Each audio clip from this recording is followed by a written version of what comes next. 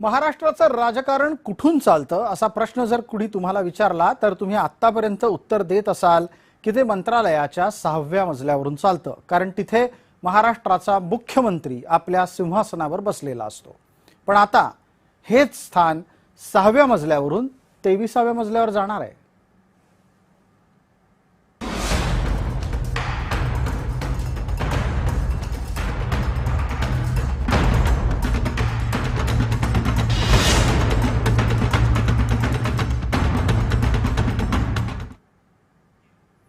नमस्कार, विशेष या भागामध्ये आपल्या सगळ्यांचं स्वागत। मी प्रसाद काथे। महाराष्ट्राचे मुख्यमंत्री देवेंद्र फडणवीस आता 6व्या मजल्यावरून 23व्या मजल्यावर जायला निघाले आहेत।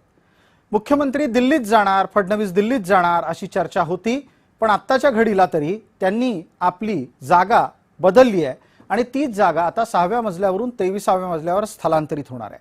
कारण दक्षिण मुंबईतल्या नरिमन पॉइंट इथल्या एका ऐतिहासिक ठरलेल्या एअर इंडिया नावानं यापूर्वी मुख्यालय म्हणून ओळखल्या जाणाऱ्या इमारतीत लवकरच महाराष्ट्राचं मंत्रिमंडळ आपलं कामकाज सुरू करेल। महाराष्ट्राचे मुख्यमंत्री देवेंद्र फडणवीस यांच्या नव्या कार्यालयाच्यासाठी तिथं जागा निश्चित झाली आहे। या इमारतीच्या सर्वात उंच आणि सर्वात वरच्या मजल्यावर म्हणजेच 23व्या मजल्यावर महाराष्ट्राच्या मुख्यमंत्र्यांचं समुद्र दाखवणारं एक दालन असेल। या दालनामध्ये बसून ते आपलं कामकाज करतील आणि त्याचबरोबर राज्य शकट हाकतील। मंत्रालयातल्या जागेची कमतरता लक्षात घेता राज्य सरकारनं हा निर्णय घेतलाय। मंत्रालयाबाहेर भाड्याच्या इमारतींमध्ये सुरू असलेली विविध कार्यालयं ही आता एकत्रित केली जात आहेत, जेणेकरून सरकारी कामकाजाला गती सुद्धा मिळू शकेल आणि याच निमित्तानं होणारा वायफळ खर्च टाळता येईल। सरकारी कार्यालयं टप्प्याटप्प्यानं ही या एअर इंडियाच्या इमारतीमध्ये आणली जातील। आता तरी आपण सगळेजण या इमारतीला एअर इंडिया इमारत म्हणूनच ओळखतो। लवकरच तिचं बारसं सुद्धा होणं अपेक्षित आहे। राज्य सरकारचा यामुळे जवळपास 200 कोटी रुपयांचा खर्च वाचेल अशी अपेक्षा आहे। अर्थात तो वाचू दिला तर, पण आपण मानून चालू की हे 200 कोटी रुपये वाचतील आणि ते तुमच्या माझ्या भल्यासाठी वापरले जातील। महाराष्ट्र सरकारनं गेल्या महिन्यात नरिमन पॉइंटच्या एका टोकाला असलेल्या या 23 मजली समुद्रालगत असलेल्या इमारतीला 1601 कोटी रुपये खर्च करून विकत घेतलंय। आता ही संपूर्ण इमारत ही महाराष्ट्राच्या मालकीची झालेली आहे।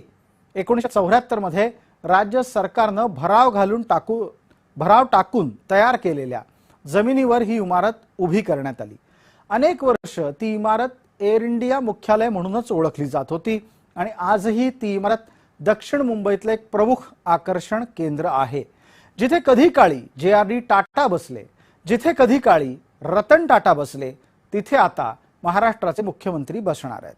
दरम्यान सार्वजनिक बांधकाम मंत्री शिवेंद्रसिंहराजे भोसले यांनी या हस्तांतरणाला राज्याच्या प्रशासकीय पायाभूत सुविधेच्यासाठी महत्त्वाचा टप्पा म्हटलाय। या इमारतीचा विकास आधुनिक, शाश्वत आणि नागरिकांच्या अधिक सोयीसाठी असेल असाही त्यांचा दावा आहे।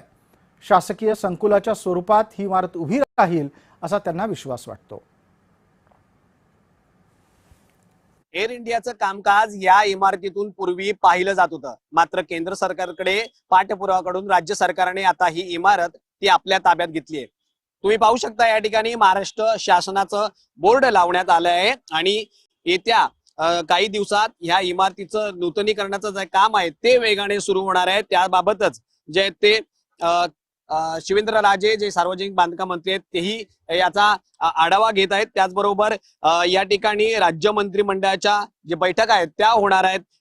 अशा मुख्य सचिवांच्या उपस्थितीत या राज्याचा कामाचा सविस्तर आढावा या ठिकाणी घेतला जाणार आहे। 1972 मध्ये ही इमारत उभारण्यात आली होती। 23 मजली एअर इंडियाची इमारत आता राज्य सरकारने 1600 कोटी रुपयांना विकत घेतली असून इमारतीच्या दुरुस्ती आणि नूतनीकरणासाठी 181 कोटी रुपयाचा निधीही मंजूर करण्यात आलाय। मुंबईचं एक आकर्षण असतं या ठिकाणी येऊन फोटो काढणं। मुंबईची एअर इंडियाची इमारत ही एअर इंडियाची न राहता आता महाराष्ट्र शासनाच्या ताब्यात असणार आहे आणि राज्याचं जे कामकाज आहे ते या ठिकाणी पाहिलं जाणार आहे। व्हिडिओ जर्नलिस्ट मनोज सोलंकी, मी महेंद्र जोयल, जय महाराष्ट्र न्यूज, मुंबई। या एअर इंडिया इमारतीचा इतिहास सुद्धा रोचक आहे। नरिमन पॉइंट हा संपूर्ण परिसर 1960च्या दशकामध्ये समुद्रात भराव टाकून निर्माण करण्यात आला. एअर इंडियाला प्रमुख कोपऱ्यावरचा एक भूखंड त्यावेळेला देण्यात आला होता. JRD टाटा यांनी एअर इंडियाच्यासाठी जागतिक दर्जाचं मुख्यालय उभारण्याची कल्पना सुचवली आणि ती प्रत्यक्षात आणली.